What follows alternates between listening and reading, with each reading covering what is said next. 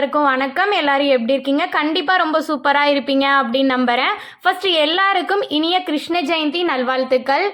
இது கிருஷ்ண ஜெயந்தி அன்னைக்கு ஈவினிங்கா எடுத்த வீடியோ தான். ஃபர்ஸ்ட் மதியத்திலேயே நெய்வேத்தியம் எல்லாமே சாமிக்கு செஞ்சு வச்சுட்டேன். அதுக்கப்புறமா தான் கிருஷ்ணரை அலங்காரம் பண்ண ஸ்டார்ட் பண்ணேன்.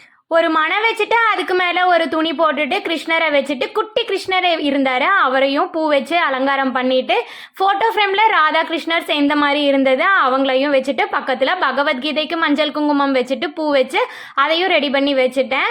பிள்ளையாருக்கு மஞ்சளில் பிடிச்சி வைக்காம குட்டி சிலை இருந்தது, அதையும் நான் வச்சுட்டு ஃபஸ்ட்டு சாமந்தி பூ மாலை சாத்திட்டு அதுக்கப்புறமா துளசி மாலை கண்டிப்பாக இன்னைக்கு போடணும், அதுக்காக கட்டி துளசி மாலையையும் சாத்திட்டேன்.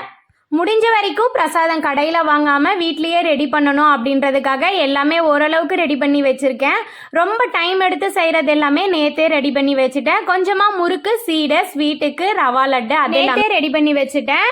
அதுக்கப்புறமா வாசலில் இருந்து பூஜை பண்ணுற இடம் வரைக்குமே கிருஷ்ணர் பாதம் வரையணும். ஃபஸ்ட்டு நம்ம வீட்டோட ஸ்டெப் ஆரம்பிக்கிற இடத்துல வலது காலில், அதே மாதிரி பூஜை பண்ணுற இடத்துலையும் வலது கால் முடிகிற மாதிரியே அரிசியை ஊற வச்சு வச்சுருந்தேன். அரிசியை நல்லா மிக்சியில் கிரைண்ட் பண்ணிட்டு கொஞ்சமாக தண்ணி கலந்து நம்ம கையை மடக்கிட்டு வச்சோம் அப்படின்னா குட்டி குட்டி பாதமாக வரும்.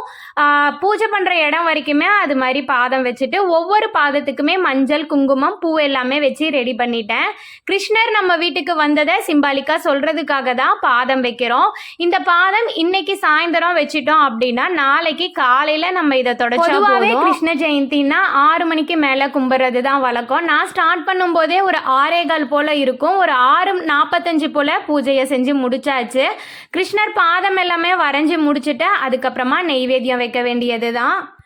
இந்த வாட்டி ஒன்று தான் மிஸ்ஸிங்கு. தம்பி குட்டிக்கு கிருஷ்ணர் வேஷம் போட்டு பாதம் வரைஞ்சிட்டு வெளியே இருந்து தம்பியையும் கிருஷ்ணர் வேஷத்துலேயே சாமி கும்பிட்ற வரைக்கும் கூட்டிகிட்டு வரலாம் அப்படின்னு தான் பிளான் பண்ணி வச்சுருந்தேன். அவனுக்கு கொஞ்சம் ஃபீவரிஷாக இருந்தனால என்னால் வேஷம் போட முடியல. அது மட்டும்தான் மிஸ்ஸிங். மற்றது எல்லாமே ரொம்ப சூப்பராக செஞ்சாச்சு. பிரசாதத்துக்கு ஃபஸ்ட்டு சக்கரை பொங்கல் ரெடி பண்ணி வச்சுட்டேன்.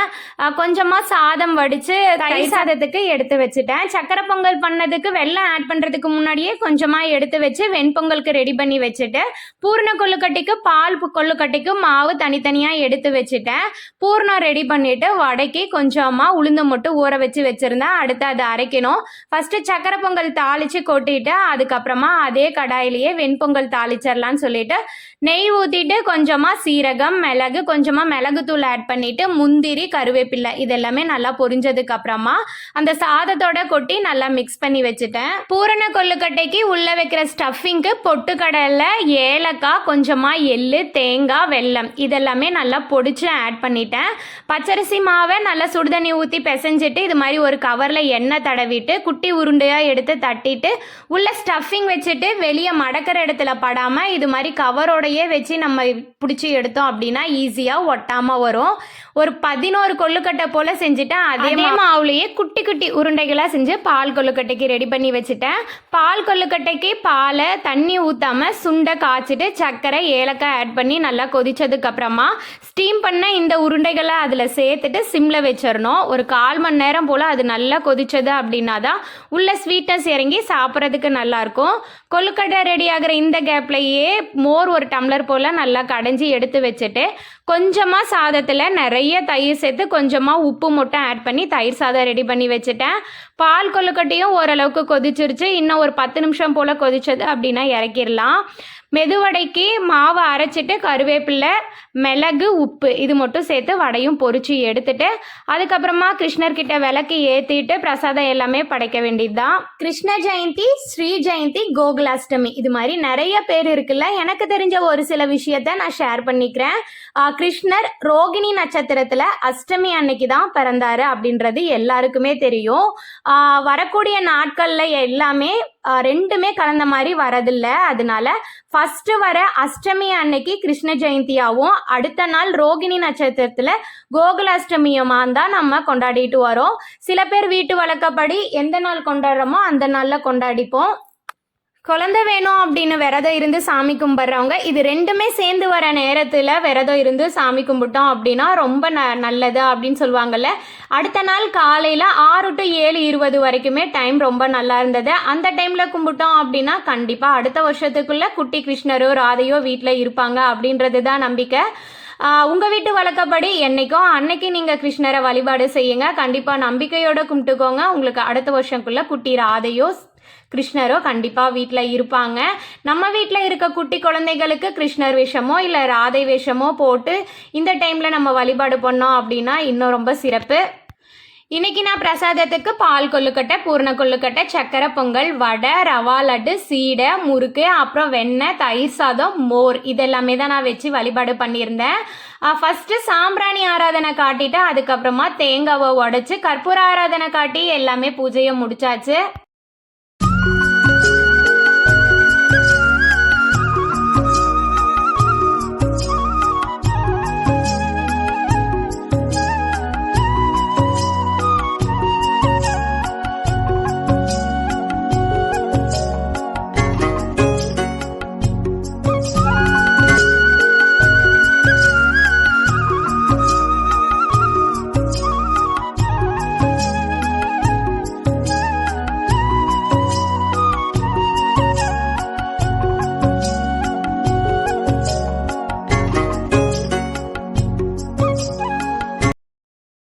பூஜை எல்லாமே முடிச்சுட்டு அப்படியே ஒரு மணி நேரம் போல் விட்டுட்டேன். அதுக்கப்புறமா பிரசாதத்துக்காக நம்ம வீட்டு கிருஷ்ணரும் பக்கத்தில் இருக்க குட்டீஸ் எல்லாமே வெயிட் பண்ணிட்டு இருந்தாங்க. ஃபஸ்ட்டு பிரசாதம் எல்லாமே எடுத்து குட்டீஸ்க்கு எல்லாமே கொடுத்து முடிச்சுட்டு நாங்களுமே சாப்பிட்டுட்டோம்.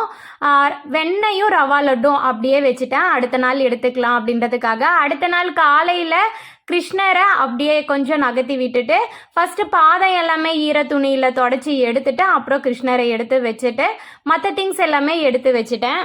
நிறைய பிரசாதம் செய்ய முடிகிற மாதிரி இருந்தால் நிறைய செய்யலாம். இல்லை எதுவுமே முடியல அப்படின்னா அவருக்கு உகந்தது பாலில் செய்யக்கூடிய பொருட்கள் தான். பால், மோர், தயிர், வெண்ணெய் இது மாதிரி செஞ்சு வச்சாவே ரொம்ப ரொம்ப சிறப்பு. வெறும் பால் மட்டும் இருந்தால் கூட அதை மட்டும் வச்சுமே அன்னைக்கு வழிபாடு பண்ணலாம். ரொம்ப ரொம்ப சிறப்பு. கொஞ்சமாக வெண்ணெய் வச்சு வழிபாடு பண்ணுறது இன்னுமே ரொம்ப ரொம்ப நல்லது.